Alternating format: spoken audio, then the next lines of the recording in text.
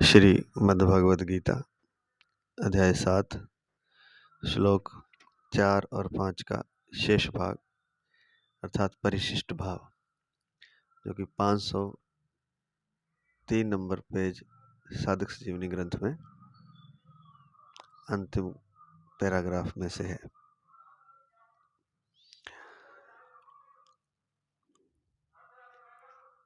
व्याख्या करने जा रहे हैं परम श्रद्धेय प्रातः स्मरणीय प्रातः वंदनीय भगवत तत्व प्राप्त महापुरुष महाराज श्री पूज्य महाराज जी स्वामी राम सुखदास जी महाराज, उनके चरणों में अनंत अनंत नमन करते हुए व्याख्या शुरू करते हैं।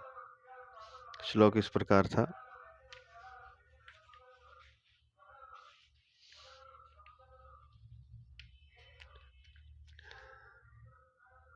भूमि रापरो भूमिरापो नलो वायुः खं मनोबुद्धिरेव च अहंकार इत्ययं में भिन्ना प्रकृतिरष्टधा अपरेयमितस्त्वन्यां प्रकृतिं विद्धि में परां जीवभूतां महाबाहो ययेदं धार्यते जगत्। चौथा और पांचवा श्लोक।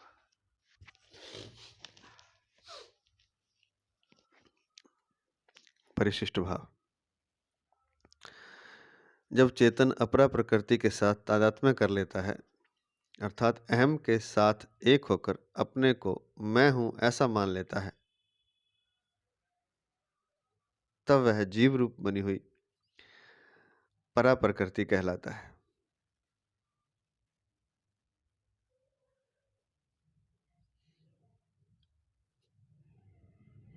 जब चेतन अपरा प्रकृति के साथ तादात्म्य कर लेता है, अर्थात अहम के साथ एक होकर अपने को मैं हूं ऐसा मान लेता है,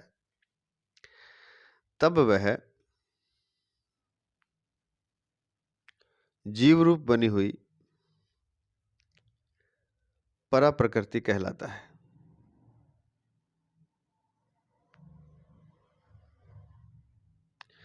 अहम अर्थात मैं से इधर जगत अपरा प्रकृति है और उधर परमात्मा है।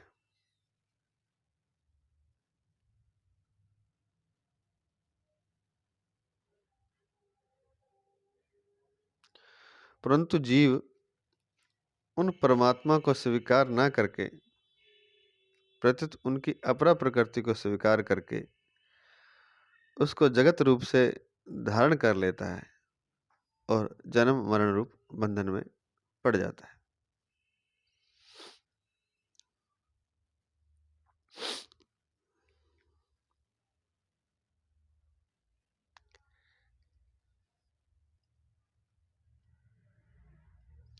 एक तरफ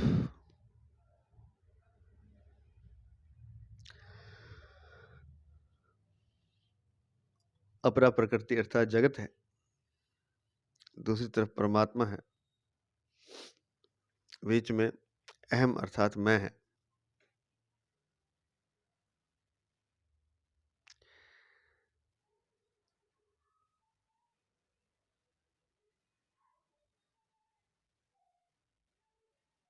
परंतु जो मैं है, जो जीव है, मैं परमात्मा को स्वीकार न करके प्रत्युत उनकी अपरा प्रकृति को स्वीकार करके उसको जगत रूप से धारण कर लेता है और जन्म मरण रूप बंधन में पड़ जाता है।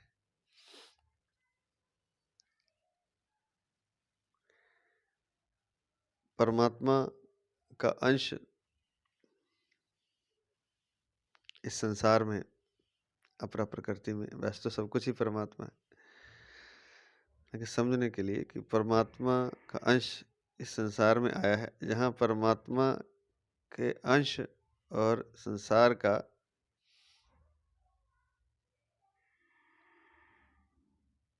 मिलन होता है,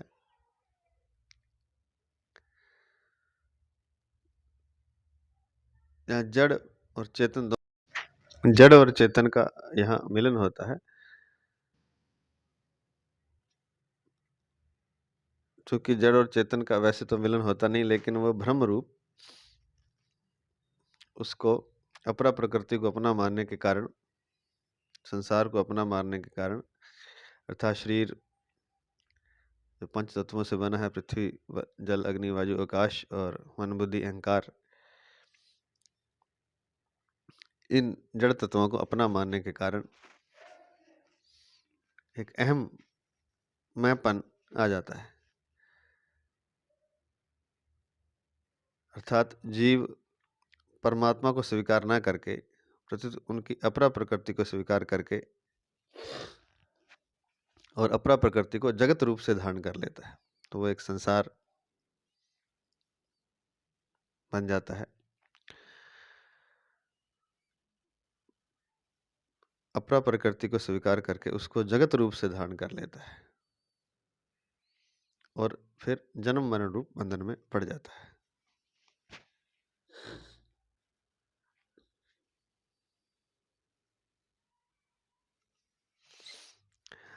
अपरे मितस्त्वन्याम, अपरा से अन्य परा है और परा से अन्य है, अन्य अपरा है। अपरा अन्य अर्थात विजातीय है। अन्य को पकड़ने से ही परा जीव बना है, जीव भूताम।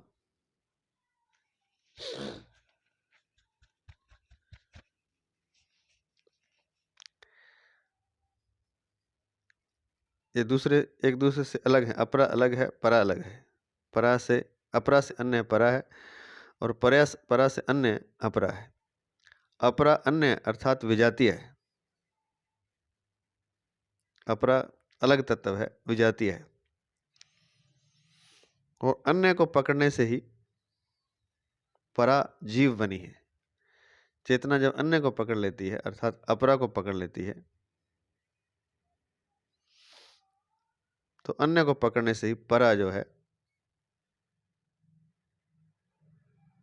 जीव बनी है, जीव भूतम, तब वह जीव बन जाता है। किसको पकड़ने से? विजातीय जो अन्य है अपरा, अन्य को पकड़ने से ही परा जो है चेतना जो है वो जीव बन जाती है, जीव भूतम। अर्थात चेतन शक्ति जो है, जो परमात्मा का अंश है, वो संसार के साथ संबंध जब उसका जुड़ता है तो वह जीव बन जाती है। अपरा परिवर्तनशील और परा अपरिवर्तनशील है। संसार है वो तो परिवर्तनशील है और जो परा है, जो चेतन अंश है, वह अपरिवर्तनशील है। दोनों ही भगवान की प्रकृतियां अर्थात शक्तियां हैं, स्वभाव है। और चूंकि दोनों ही भगवान दोनों में ही विद्यमान है, दोनों ही भगवान की प्रकृतियां अर्थात शक्तियां हैं, स्वभाव है।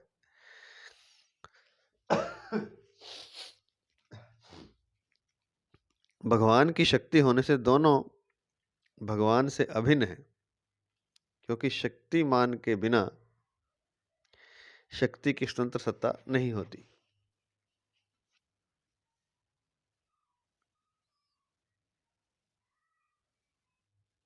जैसे नख और केश निष्प्राण होने पर भी हमारे प्राण युक्त शरीर से अलग नहीं है।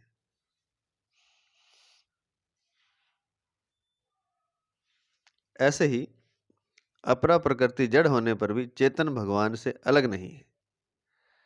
सद सच्चा हम अर्जुन, गीता 9वें अध्याय का 19वां श्लोक। ये बहुत अच्छा उदाहरण दिया है केशों का और नख का। चूंकि केश निष्प्राण है, नख भी जो आगे वाला हिस्सा है वो निष्प्राण होते हैं, उनको काट दो या कोई इस तरह से दर्द नहीं होता, लेकिन वह जुड़े हुए प्राण युक्त शरीर से हैं। ऐसे ही अपरा प्रकृति नख और केश की तरह जड़ है, निष्प्राण है, फिर भी चेतन भगवान से अलग नहीं है। इस प्रकार जब अपरा और परा दोनों प्रकृतियां भगवान का स्वरूप हुई, तो फिर भगवान के सिवाय क्या शेष रहा? कुछ भी शेष नहीं रहा। वासुदेवा सर्वम, गीता 7वें अध्याय का 19वां श्लोक। तात्पर्य है कि अपरा और परा दोनों प्रकृतियों के सहित भगवान का स्वरूप समग्र है, अर्थात परा अपरा सत असत जड़ चेतन सब कुछ भगवान ही है।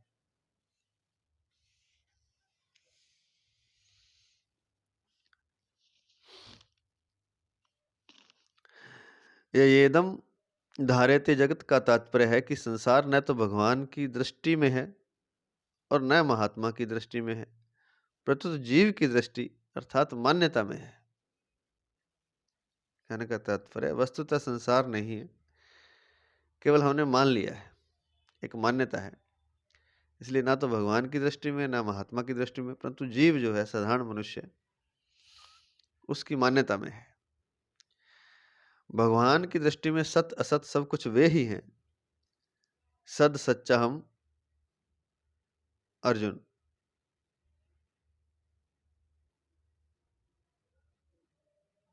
गीता 9वें अध्याय का 19वां श्लोक। और महात्मा की दृष्टि में भी सब कुछ भगवान ही है। वासुदेवः सर्वम, गीता 7वें अध्याय का 19वां श्लोक। जीव ने ही राग द्वेष के कारण जगत को अपनी बुद्धि में धारण कर रखा है।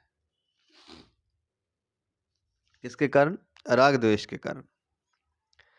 कहीं से उसको प्रेम है क्योंकि सुख लेना है, जिसे सुख नहीं मिल रहा उससे द्वेष है, घृणा है।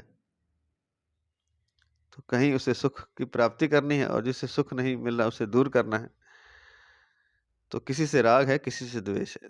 तो राग द्वेष के कारण संसार से उसका मोह है, संसार से उसे कुछ लेना है, और उसी कारण से जगत को अपनी बुद्धि में जीव ने धारण कर रखा है। इसी बात को आगे 15वें अध्याय के 7वें श्लोक में मना षष्ठानि इंद्रियाणि प्रकृति स्थानी कर्षति पदों से कहा गया है। जगत को सत्ता देने से ही राग द्वेष पैदा होते हैं। जगत की मान्यता से ही, जगत को सत्ता देने से, जगत से मोह होने से, जगत को मानने से, जगत को जिससे सुख लेने की इच्छा से, जगत की कामना से, जगत की ममता से ही राग द्वेष पैदा होते हैं। जगत को सत्ता देने से ही राग द्वेष पैदा होते हैं। जीव ने संसार की सत्ता मान ली और सत्ता मानकर उसको महत्ता दे दी, उसको महत्व दे दिया। महत्ता देने से कामना अर्थात सुख भोग की इच्छा पैदा हुई। पहले तो संसार को मान लिया, फिर संसार को महत्व दे दिया। महत्व ये है कि संसार के बिना काम कैसे चलेगा। जैसे कुछ लोग कहते हैं कि पैसा नहीं होगा तो पैसे के बिना कैसे काम चलेगा। ये महत्ता दे दी। अब महत्ता दे दी तो फिर धन के बिना काम नहीं चल सकता। बहुत सन्यासी हैं जो धन रखते नहीं, उनका काम चलता है। जानवर हैं, पशु पक्षी हैं, धन नहीं रखते, ना मकान है, ना धन है, ना बैंक बैलेंस है, कुछ भी नहीं, काम चलता है, बढ़िया चलता है।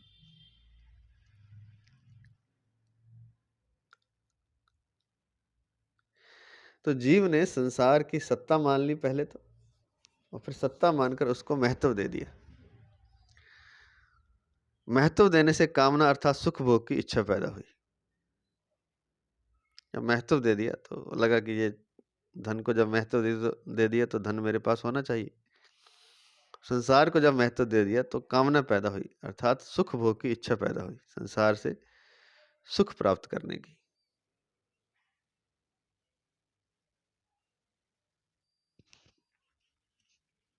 जिससे जीव जन्म मरण में पड़ गया। तात्पर्य यह हुआ कि एक भगवान के सिवाय दूसरी सत्ता मानने से ही जीव संसार बंधन में पड़ा है। भगवान के सिवाय अगर हम कुछ भी और मान लेंगे तो हम बंधन में पड़ जाएंगे। अतः दूसरी सत्ता ना मानने की जिम्मेवारी जीव की है। अगर वह संसार की सत्ता ना माने तो संसार है ही कहां। मान्यता से ही संसार है। जैसे स्वप्न मान्यता से ही है, स्वप्न को ना माने तो स्वप्न समाप्त है।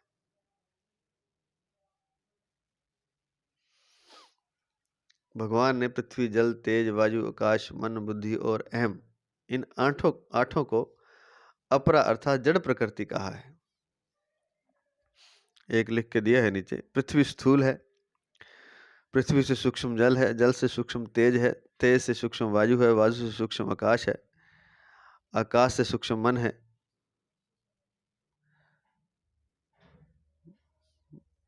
मन से सूक्ष्म बुद्धि है,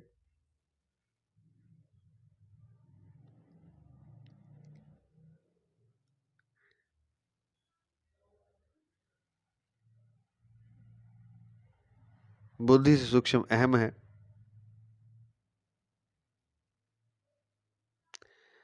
अपरा प्रकृति में अहम सबसे सूक्ष्म है।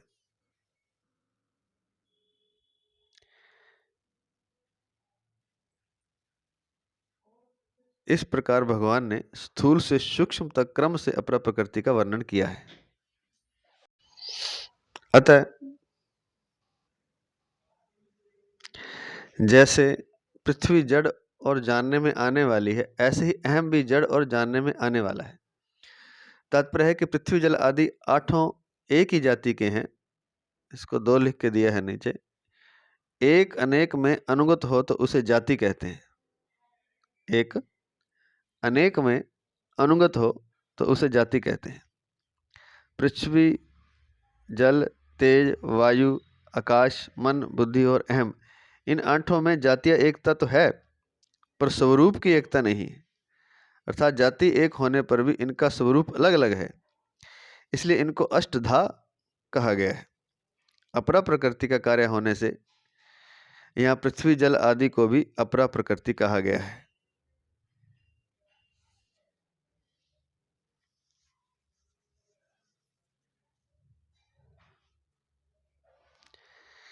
एक अनेक में अनुगत हो तो उसे जाति कहते हैं। एक चीज अनेकों में समाई हुई हो, जैसे कहने का मोटा मोटा भाव है कि एक के कई हिस्से कर दिए जाएं तो उसे जाति कहते हैं। एक ही जाति का ना, तो एक ही चीज के कई हिस्से हैं। तो इन आठों में जातीय एकता तो है, पृथ्वी, जल, तेज, वायु, आकाश, मन, बुद्धि और अहम, पर स्वरूप अलग अलग है। स्वरूप की एकता नहीं, अर्थात जाति एक होने पर भी इनका स्वरूप अलग अलग है, इसलिए इनको अष्टधा कहा गया है। अपरा प्रकृति का कार्य होने से यहाँ पृथ्वी, जल आदि को भी अपरा प्रकृति कहा गया है।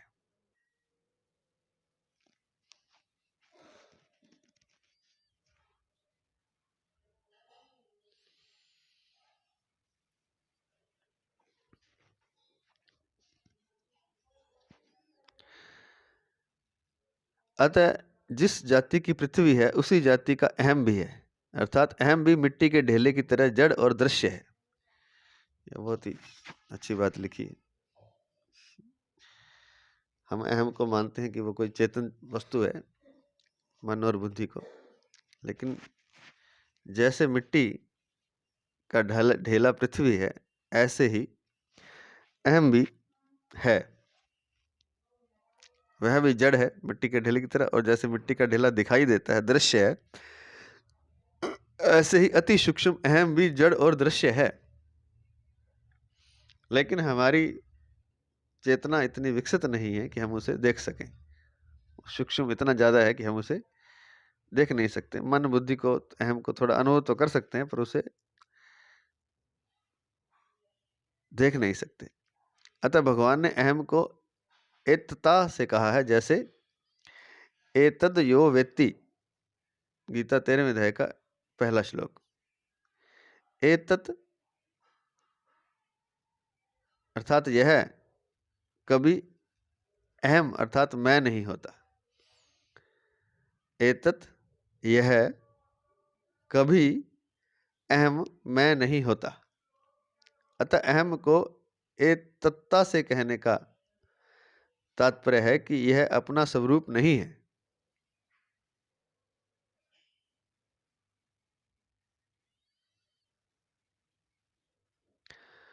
परंतु जब चेतन अर्थात जीव इस अहम के साथ अपना तादात्म्य मान लेता है, तब वह बंध जाता है। अहंकार विमूढ़ात्मा कर्ता मिति मन्यते, गीता 3 अध्याय का 27वां श्लोक। इसी को चिज्जड़ ग्रंथि कहते हैं।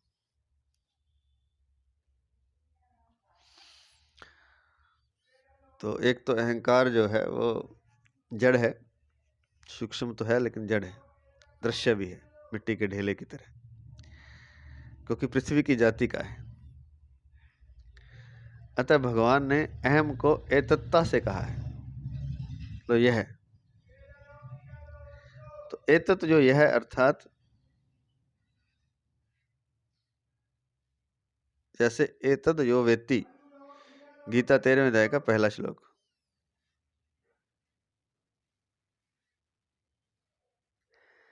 एतत् यह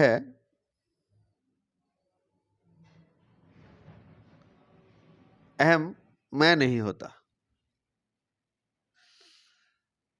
अतः अहम को एतत्ता से कहने का तात्पर्य है कि यह अपना स्वरूप नहीं है।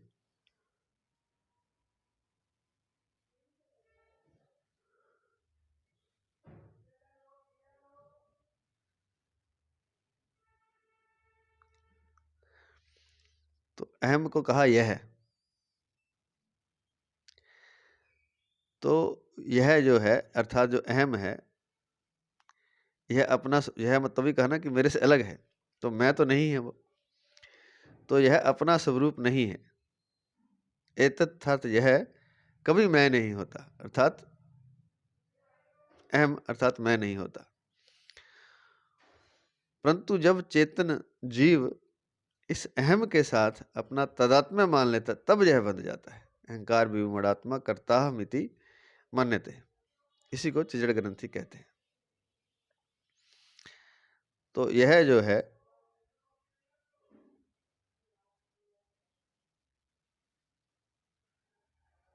अहम, वो वास्तविक मैं नहीं है, अर्थात चेतना नहीं है।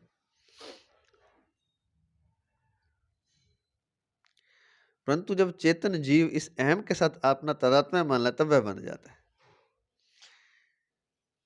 तो चेतन जीव इस अहम के साथ अपना तादात्म्य मान लेता है, तब वह बंध जाता है। इसी को चिजड़ ग्रंथि कहते हैं।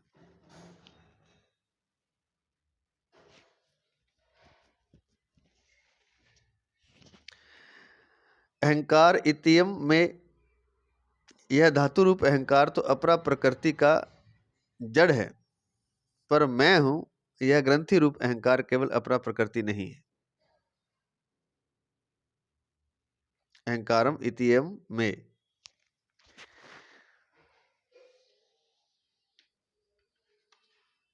तो जो धातु रूप जो अहंकार है यह तो अपरा, यह धातु रूप अहंकार तो अपरा प्रकृति का अर्थात जड़ है, पर मैं हूं यह ग्रंथि रूप अहंकार केवल अपरा प्रकृति नहीं है, परंतु इसमें परा प्रकृति चेतना भी मिली हुई है। जब हम कहते हैं कि मैं हूं, तो इसमें केवल अपरा प्रकृति नहीं है, केवल जड़ नहीं है, चेतना भी है। और जो धातु रूप अहंकार है वो जड़ है। यह धातु रूप अहंकार तो अपरा प्रकृति अर्थात जड़ है, पर मैं हूं यह ग्रंथि रूप अहंकार केवल अपरा प्रकृति नहीं है, प्रस्तुत इसमें परा प्रकृति चेतन भी मिली हुई है। तत्व ज्ञान होने पर यह जन्म मरण देने वाला ग्रंथि रूप अहंकार तो नहीं रहता, पर अपरा प्रकृति का धातु रूप अहंकार रहता है। जब मैं हूं ये ग्रंथि रूप अहंकार है, ये समाप्त हो जाता है जब ज्ञान हो जाता है। लेकिन कहते हैं अपरा प्रकृति का जो धातु रूप अहंकार है, जो मूल रूप अहंकार है, वह रहता है।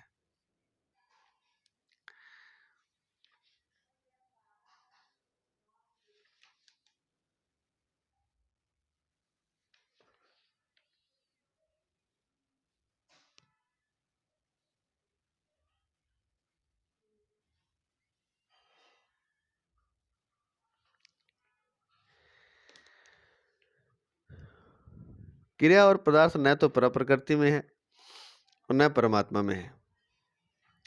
प्रत्युत अपरा प्रकृति में जो भी क्रियाएं होती हैं, जो भी पदार्थ हैं, वो सारे जगत अर्थात अपरा प्रकृति में है। परा प्रकृति अर्थात चेतनता में, भगवान के अंश में, और न परमात्मा में है। अपरा प्रकृति क्रिया रूप और पदार्थ रूप है। तो अपरा प्रकृति जो सारी है वो क्रिया रूप है और पदार्थ रूप है। परमात्मा प्रकृति की सहायता से ही सृष्टि रचना करते हैं।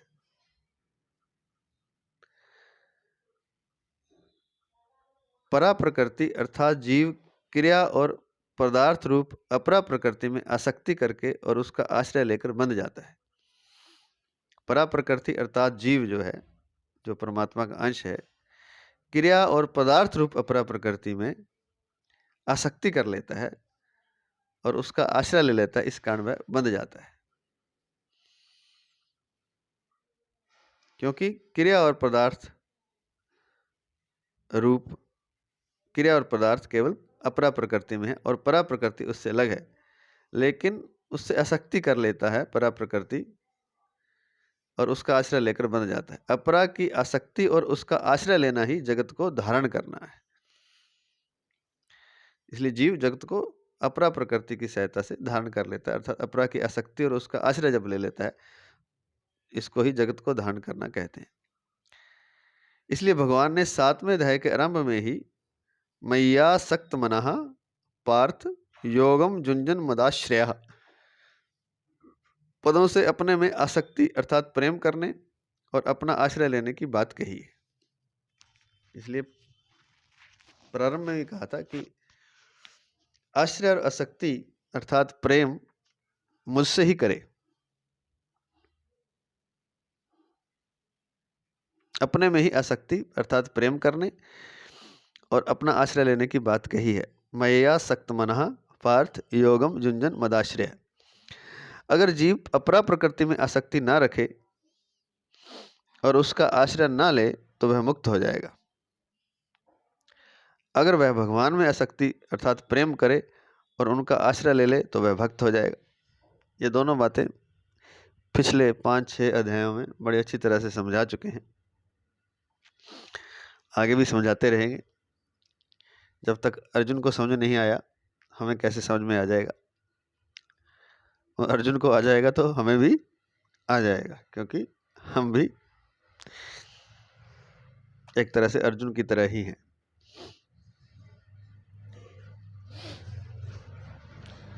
तो अगर जीव अपरा प्रकृति में आसक्ति ना रखे और उसका आश्रय ना ले तो वह मुक्त हो जाता है। तो कहने का मतलब कि संसार से कोई आश्रय ना रखे, कोई प्रेम ना रखे तो वह मुक्त हो जाता है। इसके लिए महाराज जी ने सूत्र दिया था कि संसार मेरा नहीं है, संसार से मुझे कुछ नहीं चाहिए और अपने लिए मुझे कुछ नहीं करना। तो ये संसार से मुक्ति हो गई।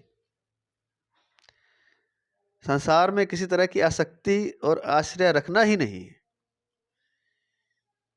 तो ये 3 चीजें जब हो जाएंगी तो संसार से मुक्त हो जाएगा और अभी मुक्त हो सकता है। इसमें यह नहीं कि कोई साधना करने की आवश्यकता है। मेरा कोई नहीं अर्थात संसार मेरा नहीं है।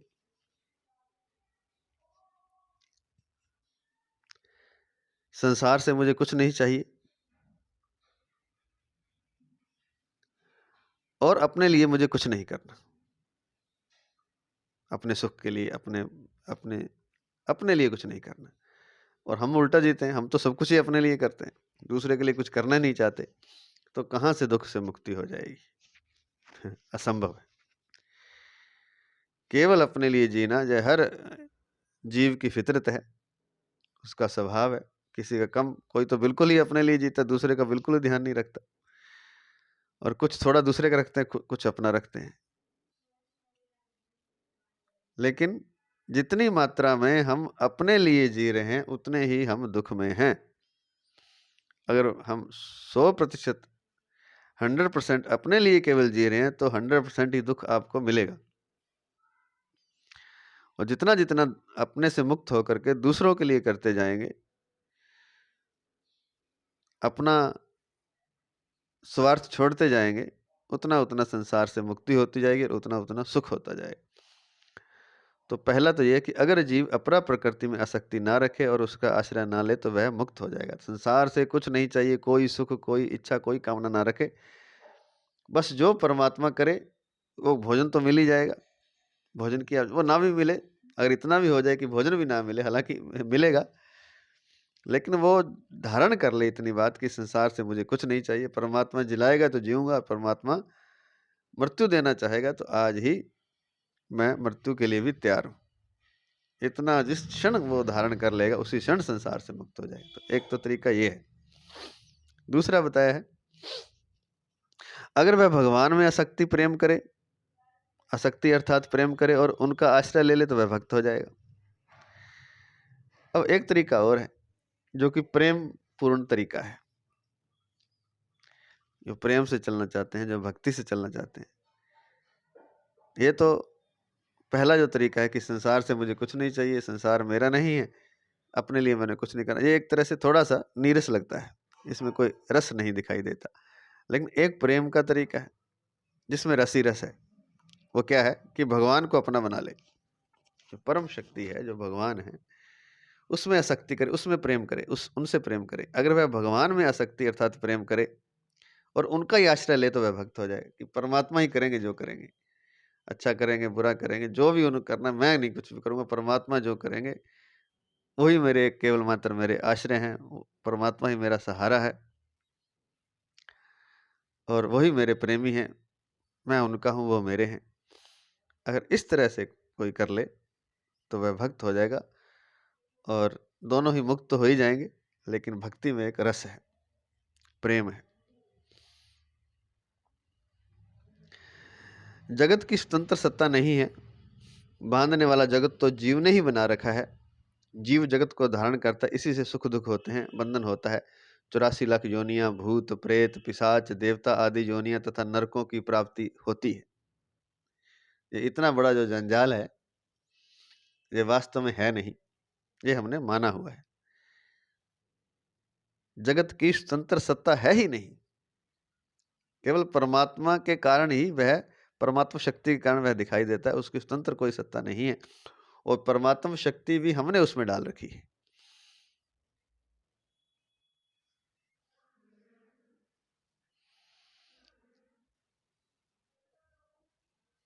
उदाहरण के लिए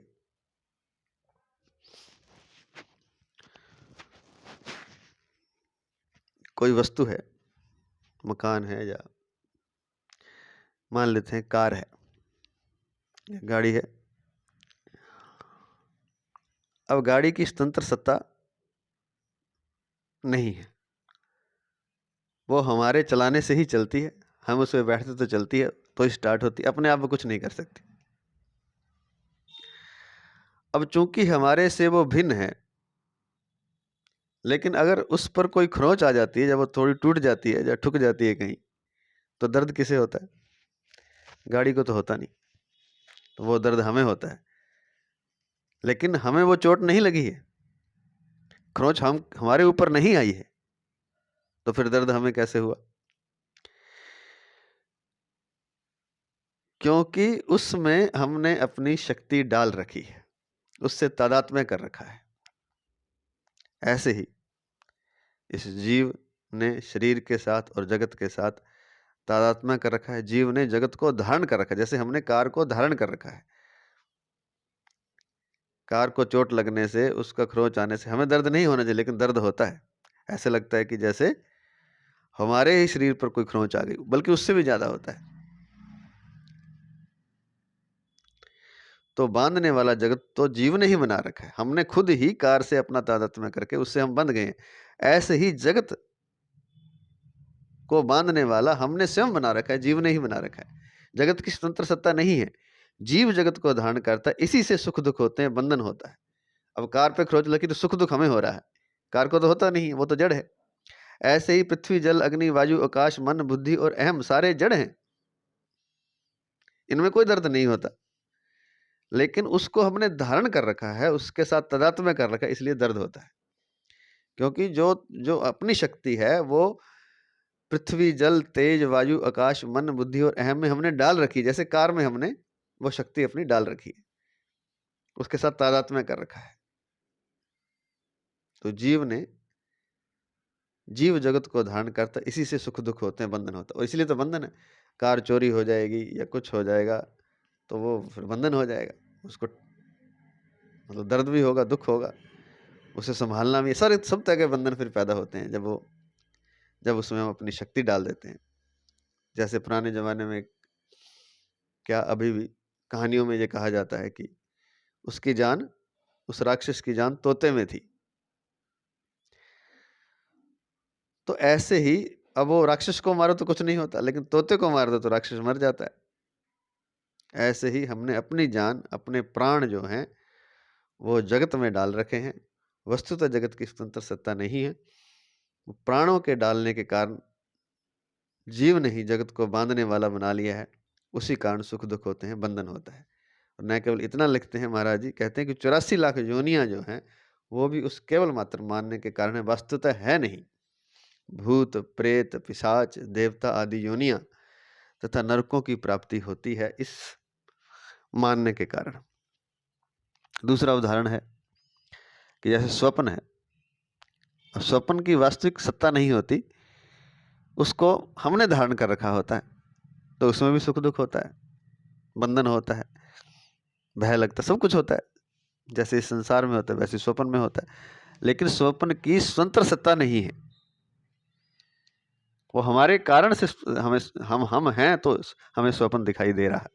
ऐसे ही परमात्मा है तो जगत दिखाई देता है, परमात्मा की शक्ति हम में, उससे जगत दिखाई देता है। वस्तुतः जगत है नहीं, और ना ही जगत के सुख दुख हैं। जैसे स्वप्न के सुख दुख जब हो रहा तब तो होते हैं, लेकिन वास्तव में होते नहीं। जैसे हम उसको मना कर देते हैं, वो जो स्वप्न देखना हम बंद कर देते हैं, या ऑटोमेटिकली बंद हो जाता है, हमें बंद करना तो नहीं आता, तो हम उससे मुक्त हो जाते हैं। वो सारा सुख दुख सब एक क्षण में समाप्त हो जाता है। ऐसे ही अगर हम इस जगत को देखना बंद कर दें, केवल मात्र परमात्मा को देखें, या केवल जगत को ही देखना बंद करें, तब भी मुक्त हो जाएंगे। अगर जीव अपरा प्रकृति में आसक्ति ना रखे, तो उसका आश्रय ना ले, तो वह मुक्त हो जाएगा। तो इतना बड़ा जो जाल है, 84 लाख योनियां हैं, भूत है, प्रेत पिशाच है, देवता है, नरकों की प्राप्ति है, ये सब हमने जगत को धारण कर रखा है, इसलिए ऐसा होता है। अर्थात जगत को हमने मान रखा है, मान्यता दे रखी है, वस्तुतः वहां जगत है नहीं। जैसे पर्दे पर फिल्म चलती है तो उसको हम मान्यता दे देते हैं, तो उसमें भी हम सुखी दुखी होते हैं, रोते हैं, चिल्लाते हैं। वस्तुतः वो हमारी मान्यता के कारण है। सत्व रज और तम, ये तीनों गुण कोई बाधा नहीं देते, परंतु इनका संग करने से जीव ऊर्ध्वगति, मध्य गति अथवा अधोगति में जाता है। कारणम गुण संगोस्य सदसध्यो निज जन्मसु, सदसध्यो निजन्मसु। गीता 13वें अध्याय का 21वां श्लोक। सत्व रज और तम, ये तीनों गुण कोई बाधा नहीं देते, परंतु इनका संग करने से जीव ऊर्ध्वगति, मध्य गति और अधोगति में जाता है। गुणों का संग जीव स्वयं करता है। अपरा प्रकृति किसी के साथ कोई संबंध नहीं करती। संबंध न प्रकृति करती है, न गुण करते हैं, न इंद्रियां करती हैं, न मन करता है, न बुद्धि करती है।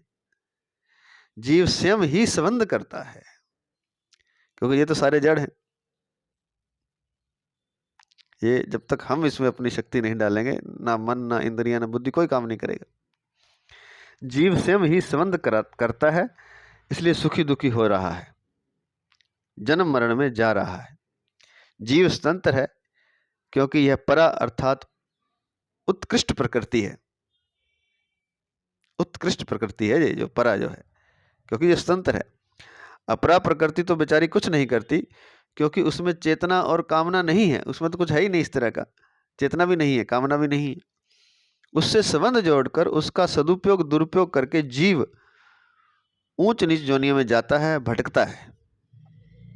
तात्पर्य है कि अपरिवर्तनशील होते हुए भी जीव विजातीय जगत के साथ संबंध जोड़कर परिवर्तनशील जगत रूप हो जाता है। जीव स्वयं तो अपरिवर्तनशील है, परमात्मा का ही अंश होता है, लेकिन विजातीय जो तत्व है, अपरा जो प्रकृति है, जो जगत है, उसके साथ संबंध जोड़कर परिवर्तनशील जगत रूप हो जाता है। स्वयं अपरिवर्तनशील होते हुए भी परिवर्तनशील जगत के साथ जब संबंध जोड़ लेता है, तो खुद भी अपने आप को परिवर्तनशील मानने लग जाता है। इसको एक लिख के दिया है नीचे। यहाँ जगत शब्द परिवर्तनशील का वाचक है। गच्छतीति जगत।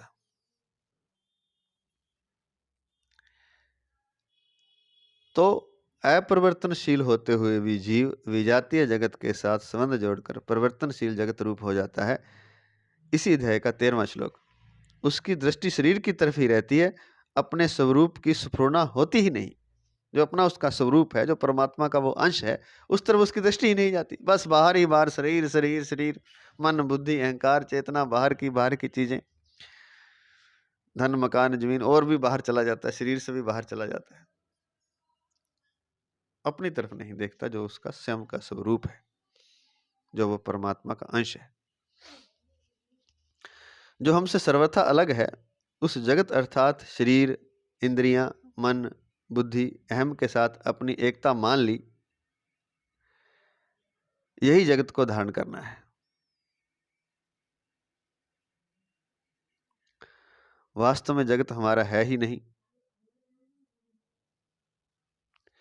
क्योंकि अगर हमारी चीज हमारे को मिल गई होती तो हमारी कामनाएं सदा के लिए मिट जाती। पुनः सुन लें। जो हमसे बिल्कुल अलग है, सर्वथा अलग है, उस जगत को के साथ हमने एकता मान ली, अर्थात शरीर, इंद्रियां, मन, बुद्धि, अहम, ये बिल्कुल अलग हैं हमसे। इनके साथ हमने अपनी एकता मान ली। यही जगत को धारण करना है, और यही जगत को धारण करना कहलाता है। वास्तव में जगत हमारा है ही नहीं, क्योंकि अगर हमारी चीज हमारे को मिल गई होती तो हमारी कामनाएं सदा के लिए मिट जाती।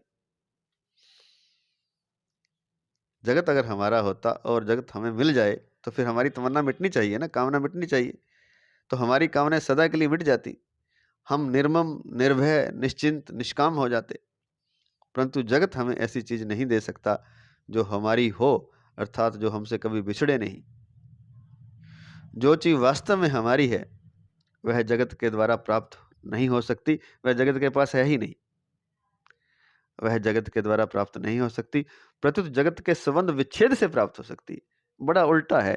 हमें लगता है कि जगत से प्राप्त होगी, जिसे हम खोज रहे हैं, जगत हमें देगा, और वस्तुतः जगत से जब हम संबंध तोड़ लेंगे तब वो प्राप्त होगा। प्रत्युत जगत के संबंध विच्छेद से प्राप्त हो सकती है। हमारी वस्तु है परमात्मा, हम उस परमात्मा के ही अंश हैं। ममय वांशो जीव लोके, गीता 15वें अध्याय का 7वां श्लोक। जीव मेरा ही अंश है। ममय वांशो जीव लोके, संसार में रहने वाला जीव मेरा ही अंश है। हम उस परमात्मा के ही अंश हैं। उसकी प्राप्ति का उपाय कर्मयोग की दृष्टि से यह है कि जगत से मिली हुई वस्तुओं अर्थात शरीर आदि को जगत की सेवा में लगा दे, और बदले में उससे कुछ भी आशा, फलेच्छा ना रखे, उससे कोई संबंध न जोड़े, न क्रिया के साथ न पदार्थ के साथ। सेवा करने की अपेक्षा भी किसी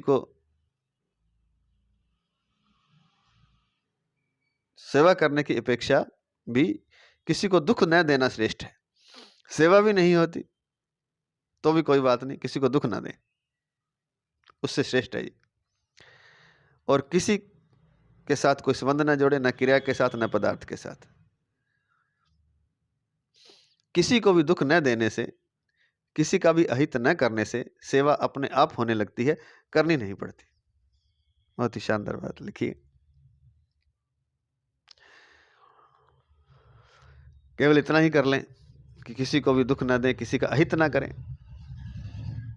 तो सेवा अपने आप होने लगती है, करनी नहीं पड़ती। 2 लिख के दिया है। किसी का भी अहित न करने से 2 बातें होंगी। हम कुछ नहीं करेंगे, अगर कुछ करेंगे तो हमारे से सेवा ही होगी। कुछ न करना अथवा सेवा करना, इन दोनों से ही संसार से संबंध विच्छेद होता है। कारण कि कुछ न करने में कोई दोष होता ही नहीं, और अपने आप सेवा होने से सब दोष मिट जाते हैं। अपने आप होती है फिर सेवा, क्योंकि कुछ नहीं करना हमने। कारण कि कुछ न करने में कोई दोष नहीं, कोई दोष होता ही नहीं और अपने आप सेवा होने से सब दोष मिट जाते हैं। जैसे भोजन करने में मैं खाता हूँ, इस प्रकार जो अभिमान होता है वह भोजन पचने में नहीं होता, क्योंकि वह अपने आप पचता है। ऐसे ही सेवा अपने आप होने से कर्तृत्वाभिमान और फलाशक्ति का त्याग स्वतः होता है। तो सेवा अपने आप है कैसे होगी कि कुछ न करने में, किसी का भी हित न करने से दो बातें होंगी, हम कुछ नहीं करेंगे और अगर कुछ करेंगे तो हमसे सेवा ही होगी। कुछ न करना अथवा सेवा करना, इन दोनों से ही संसार से संबंध विच्छेद होता है। तो अपने लिए कुछ नहीं करेंगे तो सेवा ही होगी, फिर क्या होगा? तो अपने आप होगा सहज। तो किसी को भी दुख न देने से, किसी का भी अहित न करने से सेवा अपने आप होने लगती है, करनी नहीं पड़ती। अपने आप होने वाली क्रिया का अभिमान नहीं होता और उसके फल की इच्छा भी नहीं होती। हमने केवल क्या करना है? दूसरे को दुख नहीं देना, किसी का अहित नहीं करना। तो फिर जो भी करेंगे वो सेवा ही होगी।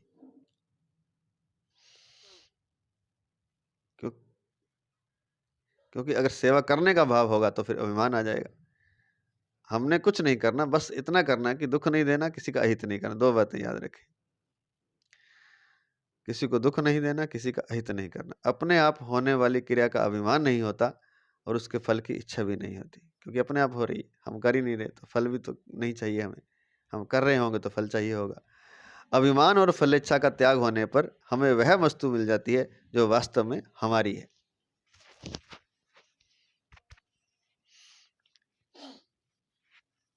वास्तव में अपरा प्रकृति की परमात्मा के सिवाय अलग सत्ता है ही नहीं। ना सतो विद्यते भावा। उसको विशेष सत्ता जीव ने ही दी है। जैसे रुपयों की अपनी कोई महत्ता नहीं है, हम ही लोभ के कारण उसको महत्ता देते हैं। अगर लोभ ना हो तो हम रुपयों का क्या करेंगे? हमें कोई चीज़ ही नहीं चाहिए तो रुपयों को भले ढेर लगा रहे, चांदी सोना बिछा रहे, हमें क्या करना? क्योंकि हमें कुछ चाहिए नहीं, क्योंकि रुपये से कोई चीज़ आएगी ना, वो हमें चाहिए नहीं। तो जैसे रुपयों की अपनी कोई महत्ता नहीं है, हम ही लोभ के कारण उसको महत्ता देते हैं। हम जिसको महत्ता देते हैं उसी में हमारा आकर्षण होता है। महत्ता तब देते हैं जब दोषों को स्वीकार करते हैं। इसको 3 लिख के दिया है नीचे। संसार के सब दुख दोष जनित हैं। दोषों को स्वीकार करने से ही दुख दिखता है। काम के कारण ही मनुष्य स्त्री के बिना नहीं रह सकता।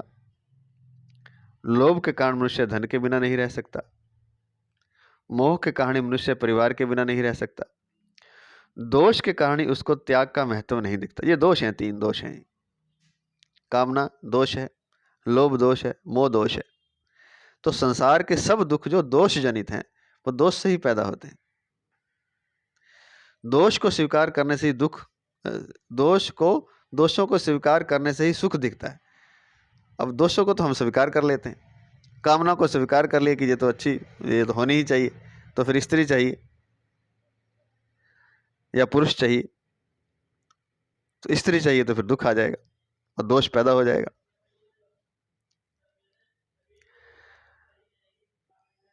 लोभ के कारण मनुष्य धन के बिना नहीं रह सकता। अब धन का लोभ है तो ये दोष है, लोभ। लेकिन ये दोष दिखाई नहीं देता, सुख दिखता है धन में, लेकिन आएगा दुख, क्योंकि संसार के सब सुख जो है दोष जनित हैं। ऐसे ही मोह है, ये मेरा पुत्र, ये फलां, ये ढिकां, परिवार ये मेरा, परिवार के बिना रह नहीं सकता, क्योंकि मोह है। मोह एक दोष है। इस मोह के कारण परिवार बनाएगा, परिवार से असक्त होगा, फिर दुख आएगा, क्योंकि संसार के सब सुख दोष जनित हैं।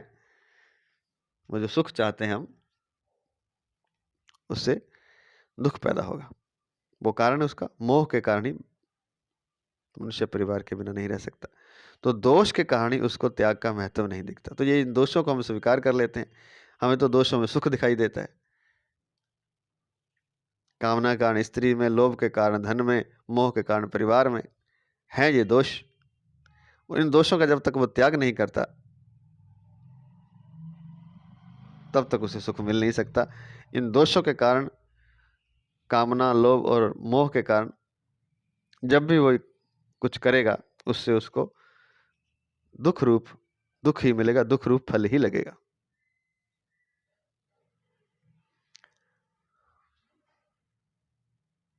दोषों के कारण ही उसको त्याग का महत्व नहीं दिखता। इन दोषों में वो सुख समझता है, सुख दिखता है उसको। कामना, लोभ, मोह, इसको वो सुख मानता है। मानते हैं, हम सब मानते हैं। मोह, ये मेरा परिवार, आहा सुख आ रहा है। लोभ, धन ज्यादा आ गया, आहा सुख आ रहा है। कामना, आहा सुख आ रहा है। दोषों के कारण उनको वो पकड़ना चाहता है, इसलिए उसके त्याग का महत्व नहीं दिखता। अगर वो त्याग कर दे तो परमात्मा की प्राप्ति हो जाएगी। हम जिसको महत्ता देते हैं उसी में हमारा आकर्षण होता है। महत्ता तब देते हैं जब दोषों को स्वीकार करते हैं। दोष को स्वीकार कर लिए, जैसे काम, लोभ और मोह को हमने स्वीकार कर लिया। काम रूप दोष के कारण ही स्त्री में आकर्षण होता है। लोभ रूप दोष के कारण ही धन में आकर्षण होता है। ये दोष हैं। मोह रूप दोष के कारण ही कुटुंब परिवार में आकर्षण होता है आदि। परंतु दोषों के साथ तादात्म्य होने के कारण दोष दोष रूप से नहीं दिखते और हमें इस बात का पता नहीं लगता कि हम ही उनको अर्थात अपरा प्रकृति को सत्ता और महत्ता दे रहे हैं। तादात्म्य मिटने पर दोष तो रहते नहीं और गुण दिखते नहीं।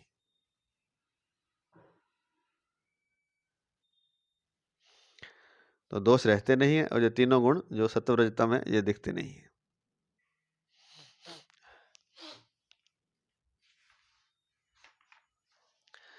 अनंत ब्रह्मांडों में 3 लोक, 14 भुवन, जड़ चेतन, स्थावर जंगम, थलचर, जलचर, नभचर, जरायुज, अंडज, स्वेदज, उद्भिज, सात्विक, राजस, तामस, मनुष्य, देवता, पितर, गंधर्व, पशु, पक्षी, कीट, पतंग, भूत, प्रेत, पिशाच, ब्रह्म, राक्षस आदि जो कुछ भी देखने, सुनने, पढ़ने तथा कल्पना करने में आता है उसमें परा और अपरा इन 2 प्रकृतियों के सिवाय कुछ भी नहीं है। इतनी चीजें हैं। 3 लोक हैं, 14 भुवन हैं, सब कुछ, ब्रह्मांड तक, राक्षस तक, ब्रह्मा तक, जो भी देखने, सुनने, पढ़ने तक कल्पना करने में आता है उसमें परा और अपरा इन 2 प्रकृतियों के सिवाय कुछ भी नहीं है। जो देखने, सुनने, पढ़ने तथा कल्पना करने में आता है और जिन शरीर, इंद्रिय, मन, बुद्धि, अहम के द्वारा देखा, सुना, पढ़ा, सोचा जाता है वह सब का सब अपरा है। परंतु जो देखता, सुनता, पढ़ता, सोचता, जानता, मानता है वह परा है। परा और अपरा दोनों ही भगवान की शक्तियां होने से भगवान से अभिन्न अर्थात भगवत स्वरूप ही हैं। अतः अनंत ब्रह्मांड के भीतर तथा बाहर और अनंत ब्रह्मांडों के रूप में एक भगवान के सिवाय किंचन मात्र भी कुछ नहीं है। वासुदेव सर्वम 7वें अध्याय का 19वां श्लोक। सद सच्चा हम अर्जुन 9वें अध्याय का 19वां श्लोक।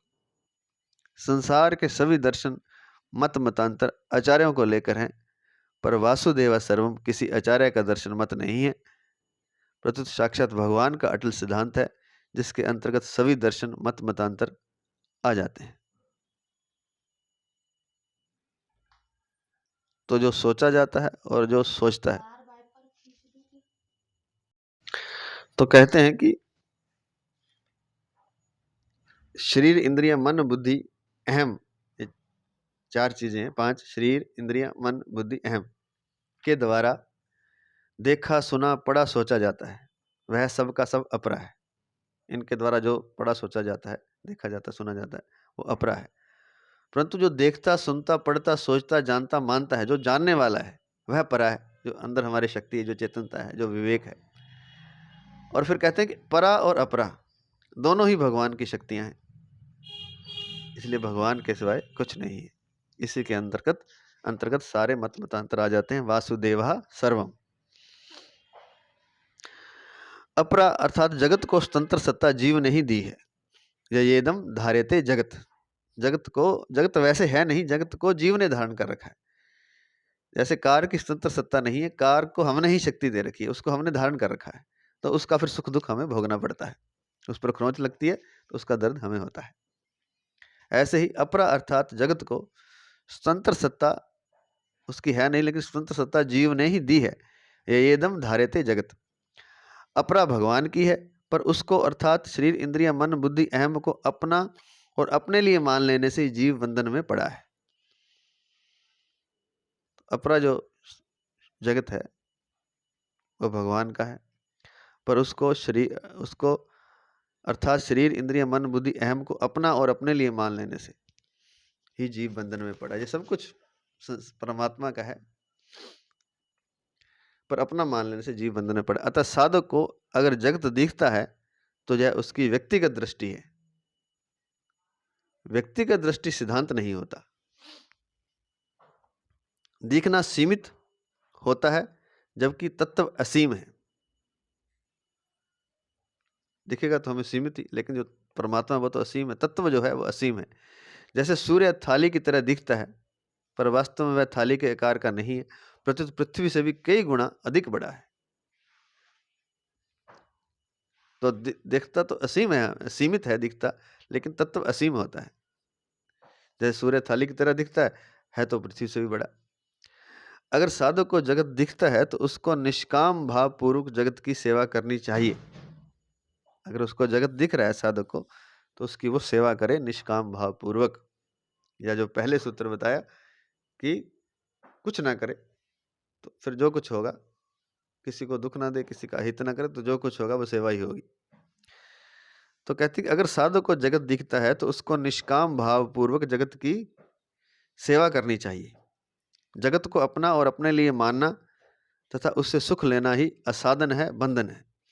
बहुत बार बताया है, फिर बता रहे हैं कि जगत को अपना और अपने लिए मानना, ना जगत आपका है ना आपके लिए बना है। आप सोचते हैं कि जगत के लोग और वस्तु, व्यक्ति, पदार्थ आपके लिए कुछ करेंगे, आपको सुख देंगे, तो ये आपका भ्रम है। इससे दुख ही मिलेगा और कुछ नहीं मिलेगा। तो जगत को अपना और अपने लिए मानना तथा उससे सुख लेना ही असाधन है, बंधन है। कारण कि हमारे पास शरीर, इंद्रियां, मन, बुद्धि आदि जो कुछ भी है वह सब जगत का है और जगत के लिए है। अतः जगत की वस्तु को जगत की सेवा में लगाने से जगत जगत रूप से नहीं दिखेगा, प्रत्युत भगवत स्वरूप दिखने लगेगा, जो कि वास्तव में है। वास्तव में ऐसा ही है, जगत भगवत स्वरूप है। लेकिन जो कुछ हमारे पास है उसे जगत का मानकर जगत की सेवा के लिए लगाना है। पर हम जो हमारे पास है उसे अपना मानते हैं और अपने लिए कुछ करना चाहते हैं, और फिर अपने लिए जब नहीं होता फिर दुख होता है, क्रोध होता है। तो अतः जगत की वस्तु को जगत की सेवा में लगाने से जगत जगत रूप से नहीं दिखेगा, प्रत्युत भगवत स्वरूप दिखने लगेगा, जो कि वास्तव में है। तात्पर्य है कि साधक चाहे जगत को माने, चाहे आत्मा को माने, चाहे परमात्मा को माने, किसी को भी मानकर वह साधन कर सकता है और अंतिम तत्व वासुदेव सर्वम का अनुभव कर सकता है। तो अलग अलग तरीके बता दिए, कर्म योग है, ज्ञान योग है, भक्ति योग है। जगत को माने तो फिर जो कुछ है वो जगत का है और जगत की सेवा में लगाना है। आत्मा को माने तो जगत को अलग जाने, आत्मा को अलग जाने। परमात्मा को माने तो परमात्मा से ही प्रेम करे और परमात्मा का ही आश्रय ले, तो भक्ति हो जाएगी। तो तीनों साधन हैं, तीनों तरीके हैं। तात्पर्य है कि साधक चाहे जगत को माने तो कर्मयोग से चलेगा, जगत का जगत में लगा देगा, अपने लिए कुछ नहीं करेगा। चाहे आत्मा को माने तो शरीर और शरीरी का भेद, जगत और अपना भेद जान लेगा, अपने आप को अलग मान लेगा विवेक द्वारा, तो यह ज्ञान योग हो जाएगा। चाहे परमात्मा को माने या फिर परमात्मा को मान ले कि सब कुछ परमात्मा ही है, परमात्मा से ही प्रेम करे, आसक्ति करे और परमात्मा का ही आश्रय ले, तो वह भक्त हो जाएगा, भक्ति योग से पहुंच जाएगा। तो किसी को भी मानकर वह साधन कर सकता है।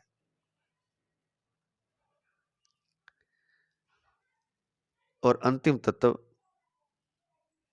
वासुदेव सर्वम का अनुभव कर सकता है। सब कुछ परमात्मा ही है, इसका अनुभव कर सकता है। आज इतना ही। जय श्री कृष्ण, जय श्री कृष्ण, जय श्री कृष्ण।